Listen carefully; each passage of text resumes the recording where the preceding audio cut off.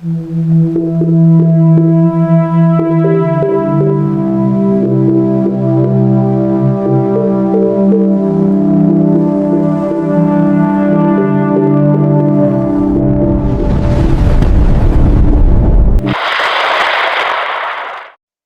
araw sa inyong lahat mga kababayan.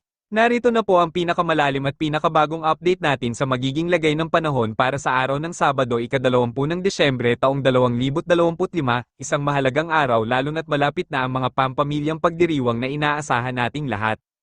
Una po nating tatalakayin ang mga naunang weather system na ating minomonitor. Sa kasalukuyan pong araw na ito, ang low pressure area na matagal na nating sinusubaybayan sa rehiyon ng Timog Mindanao ay tuluyan ng naglaho at hindi na po nagdudulot ng anumang epekto sa ating buong bansa. Ito po ay isang magandang balita para sa lahat ng nakatira sa rehiyong iyon na matagal nang nakakaranas ng pag-aalala mula sa posibleng epekto ng naturang sistema. Ngunit bagamat ang LPA ay nawala, mayroon po tayong bagong weather system na bumabalik at nagsisimula ng magdulot ng epekto sa ilang bahagi ng bansa. Ito po ay ang Intertropical Convergence Zone o kilala rin bilang Habagat Belt sa ilang konteksto. Ang ITCZ ay isang rehiyon kung saan nagtatagpo ang mainit na hangin mula sa hilagang at timog hemisphere na karaniwang nagdudulot ng maulap na papawirin at malawakang pag-ulan. Sa kasalukuyan po, ang ITCZ ay nakakaapekto sa malawak na bahagi ng Mindanao mula sa Zamboanga hanggang sa Davao at Caraga at nagdudulot ng patuloy na maulap na kalangitan kasama ang mga kalat-kalat na pag-ulan na maaaring lumakas ng bigla sa ilang partikular na lugar. Dahil dito, lubos pa rin po nating pinaghahandaan ang ating mga kababayan sa mga posibleng biglaang buhos ng pag-ulan na maaaring magmula sa mga thunderstorm na dulot ng ITCZ. Ngunit hindi lamang po ang ITCZ ang nakakaapekto sa ating bansa ngayon, mayroon din pong dalawang mahalagang hangin na nakakaimpluwensya sa lagay ng panahon sa Luzon, lalo na sa silangang bahagi nito. Ang una po ay ang hanging amihan, ang malamig at tuyong hangin na nagmumula sa hilagang silangan na nagpapababa ng temperatura sa mga araw na ito. Ang pangalawa naman po ay ang hanging easterlies, ang mainit ngunit maaliwas na hangin na nagmumula sa silangan na nagdudulot ng malinaw na panahon sa karamihan ng panahon, ngunit maaari ring mag-ambag sa pagbuo ng mga lokal na thunderstorm sa hapon o gabi. Dahil sa kombinasyon ng mga weather system na ito, ang ITCZ, hanging amihan, at hanging easterlies, lubos pa rin po nating pinapayo sa lahat na manatiling alerto at handa. Kapag ang mga thunderstorm na dala ng mga sistemang ito ay ganap na umunlad at tumama sa inyong tahanan o lugar na pinupuntahan, maaari itong magdulot ng matinding pag-ulan na tumatagal ng 1 hanggang 2 oras. Ang ganitong uri ng pag-ulan ay maaaring magdulot ng lokal na pagbaha sa mga mababang lugar tulad ng kalsada, subdivision, at tabing ilog, pati na rin ang pagguho ng lupa sa mga mabundok na lugar na may matagal ng pag-ulan. Sa ngayon po, walang kasalukuyang minomonitor na bagong low pressure area sa paligid ng ating bansa, ngunit hindi po natin maaaring balewalain ang posibleng pagbuo muli ng mga sirkulasyon na maaaring maging sanhi ng masamang panahon. Batay sa climatological track o mga kasaysayan ng panahon sa buwan ng Disyembre, mayroon po tayong inaasahan na ang buwang ito ay kadalasang may mga pagbuo ng masamang panahon, kabilang na ang mga bagyo na maaaring tumawid sa ating bansa. Sa katunayan, sa nakaraang mga taon, may ilang bagyo na talagang dumating sa bansa sa panahong ito ng Disyembre na nagdulot ng pinsala at abala sa ating mga kababayan. Ngunit sa kabila nito, sana po ay hindi tayo abutan ng bagyo o anumang malubhang panahon sa mga darating na araw. Alam nating lahat na mayroon tayong maparating, maaaring Pasko, Bagong Taon, o iba pang pampamilyang okasyon at nais nating maipagdiwang ito ng maayos, masaya, at ligtas kasama ang ating mga mahal sa buhay. Ang kaligtasan ng ating pamilya at komunidad ay palaging nasa unahan ng ating mga isipan kapag tayo ay nagbibigay ng update sa panahon. At yan na po ang pinakamalalim at pinakabagong update natin sa magiging lagay ng panahon sa ating buong bansa para sa araw na ito, Sabado ika-20 ng Disyembre taong 2025. Muli po, ingat po kayong lahat, laging magdala ng payong, tiyakin na ang inyong tahanan ay handa sa anumang posibleng emergency, at laging makinig sa mga abiso mula sa inyong lokal na pamahalaan at Weather Bureau. Para sa karagdagang mahalagang impormasyon tungkol sa lagay ng panahon sa inyong partikular na lugar sa loob ng ating bansa, mangyaring pakinggan po ang ating kasamang nagbabalita ng panahon na magbibigay ng mas detalyadong at tiyak na impormasyon para sa inyo. Maraming salamat po sa inyong mahalagang panahon sa pakikinig at panonood. Naway patuloy tayong gabayan ng may kapal. God bless all our kababayan, stay safe always.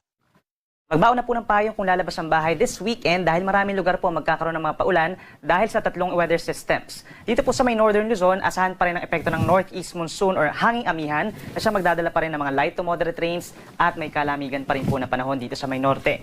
For the rest of Luzon plus Visayas, asahan naman yung epekto ng easterlies o yung hangin po galing sa may silangan. Marami itong daladalang moisture kahit asahan din po in many areas magkakaroon din po ng mga pagulan na minsan ay malalakas.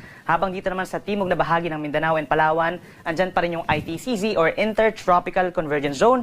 Ito yung linya kung saan nagtatagpo ang hangin mula dito sa may Northern Hemisphere. Isa na dyan yung easterlies at yung hangin din po galing sa may Southern Hemisphere. As a result, pag nagko-converge or nagsasalubong ang hangin, meron ding malalakas na mga pag-uulan overnight. Asahan po natin dahil sa ITCZ, yung Southern Palawan, mataas ang tsansa ng ulan. Ganyan din ang Zamboanga Peninsula, Basilan, hanggang dito sa may South Cotabato, Sarangani, and Sultan Kudarat. Habang dito naman sa may silangang parte po ng Caraga Region, ganyan din sa may Davao Oriental, Davao de Oro, hanggang dito po sa may central and eastern portions of Visayas, Bicol Region, Aurora and Quezon, yan yung mga lugar na magkakaroon ng mataas sa tsansa ng ulan overnight dahil naman sa easterlies. Habang dahil naman sa northeast monsoon or hanging amihan, meron din mga pag-ulan dito sa may halos buong Cagayan Valley, some areas pa dito sa may Cordillera Region, lalo na yung Apayao and Kalinga, ganyan din ang Batanes, asahan din po yung may kalamigan na panahon, mahina hanggang katamtamang mga pag-ulan nga dulot ng northeast monsoon. Basta naman sa ating latest satellite animation, wala po tayong namamataan pa sa ngayon na low pressure area or bagyo sa paligid ng Philippine Area of Responsibility. However po, base pa rin sa ating latest tropical cyclone potential forecast, sa loob po ng 6 na araw, posible pa rin na may mabuo na isang weather disturbance or sama ng panahon far east of Mindanao. So inaasahan po natin na magiging maulan somewhere dito sa may Eastern Visayas and Caraga Region sa mga susunod na araw dahil sa unti-unti paglapit itong sama ng panahon, possibly as a low pressure area po. Base sa ating assessment, low chance pa naman na magiging isang ganap po na bagyo ito. Subalit itong low pressure area na nakapaloob po dun sa ITCZ natin, asahan nga na magdadala ng pag-ulan at maaaring mag-cause ng mga pagbaha at pagguho ng lupa hanggang sa araw po ng Tuesday. Inuulit natin, Eastern Visayas, Caraga Region at yung mga nearby areas pa dito sa may Bicol Region, Northern Mindanao, and Central Visayas. Laging tumutok sa ating mga updates. Possible pa mabago yung ating forecast for possible formation ng bagyo. Palapit na po tayo sa araw ng Kapaskuhan, no? Subalit, and over this entire weekend, malaking bahagi pa rin ng Luzon na magkakaroon ng mga pag-ulan. Yan po ay dahil sa easterlies at bagamat mahina yung ating northeast monsoon or amihan this weekend, asahan pa rin na magdadala pa rin na may kalamigang panahon in some areas of northern Luzon.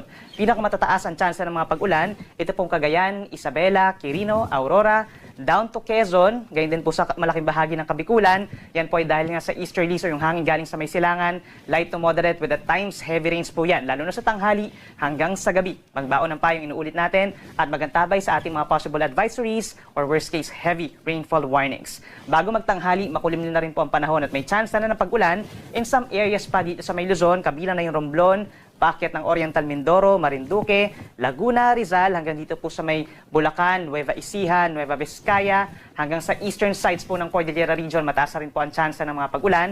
Habang yung mga hindi natin nabanggit na lugar, particularly itong mga nasa western sections ng Luzon, including Metro Manila, partly cloudy to cloudy skies pa rin sa umaga hanggang sa tanghali at sa dakong hapon hanggang sa gabi, mas madalas na makulimlim ang panahon at sasamahan pa rin ng mga pulu-pulo lamang ng mga pag-ulan at mga localized thunderstorms, usually mga 1 to 2 hours po ang tinatagal nito.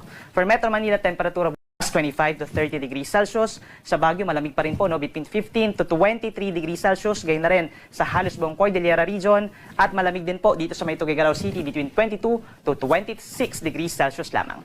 Sa ating mga kababayan po dito sa may Visayas and Palawan, asahan po natin magkakaroon ng mga pag-ulan po, no? Kung dito sa may Palawan, itong central and southern portions dahil pa rin yan sa ITCZ or Intertropical Convergence Zone. And then malaking bahagi po ng Visayas affected na po ng easterlies. Pinaka magkakaroon ng mga pag-ulan. Umaga pa lamang may malalakas na po na pag-ulan dito sa may eastern and central Visayas, ganyan sa may Aklan and Capiz. Kaya mag-ingat na rin po sa banta ng mga pagbaha at landslides. Asahan po natin na magiging maulan, magbaon po ng payong kung lalabas ng bahay at i-consider po natin yung ating mga gaganapin po ng mga events gagaya po ng pahabol ng mga Christmas parties or Thanksgiving parties at kung meron tayong mga last minute Christmas shoppings, magbaon ng payong or kapote kung lalabas ng bahay at mag-ingat nga muli sa banta ng mga pagbaha at pagguho ng lupa lalo na sa mga mountainous areas. Temperature natin sa may Puerto Princesa 25 to 30 degrees habang sa may Metro Cebu 26 hanggang 29 degrees Celsius lamang. At sa ating mga kababayan po sa Mindanao, pinakamataas ang tsansa ng mga pag-ulan dito po sa may Northern Mindanao. Mahagi dito rin sa malaking bahagi ng Caraga Region, Davao Oriental, and Davao de Oro dahil yan sa easterlies o yung hangin galing po sa silangan. Mag-ingat din sa mga minsan malalakas sa buhos ng ulan na nagdudulot ng flash floods or landslides. Ang natitirang bahagi ng Mindanao, affected naman po ng Intertropical Convergence Zone. Bahagyang maulap hanggang kuminsan maulam pang kalangitan sa umaga, pero pagsapit ng hapon hanggang gabi, most likely makulimlim na po ang panahon at sasamahan din niya ng mga kalat-kalat na ulan and thunderstorms. Kaya magbaon din po ng payong or kapote. Temperature natin sa may Zamboanga, 24 to 32 degrees, habang sa may Davao naman po, 24 hanggang 31 degrees Celsius. Ngayon at bukas, wala naman tayong inaasahan na gale warning or mga sea travel suspensions. Babala po ito sa mga delikadong alon dahil hindi pa kalakasan ang northeast monsoon. Subalit asahan pa rin ang maalon na karagatan dito sa may extreme northern Luzon at sa may eastern sections or eastern seaboards po ng Luzon and Visayas. Posible pa rin umabot sa 3.5 metro or nasa isang palapag ng gusaling taas ng mga alon malayo sa Pampang. So please consider it kung kayo po ay magta-travel by sea pauwi sa inyong mga probinsya. Pero pagsapit po ng Sunday evening all the way hanggang sa Martes po, possible ang gale warning natin in some seaboards of northern Luzon hanggang dito rin po sa may Aurora, Quezon and Bicol region. So pakiconsider na po dahil posibleng pagbawalan lalo na yung small sea vessels at yung ating mga kababayan na nangingisda. Habang natitirang baybay naman ng ating bansa, wala naman pong inaasahan magiging aberya hanggang sa weekend. Banayad ang katamtaman ng taas mga pag-alon, maliban pa rin sa mga thunderstorms kung saan umaabot sa 2.5 metro ang taas ng mga pag-alon. Ang ating sunset ay 5:31 PM mamaya at ang sunrise 6:16 ng umaga.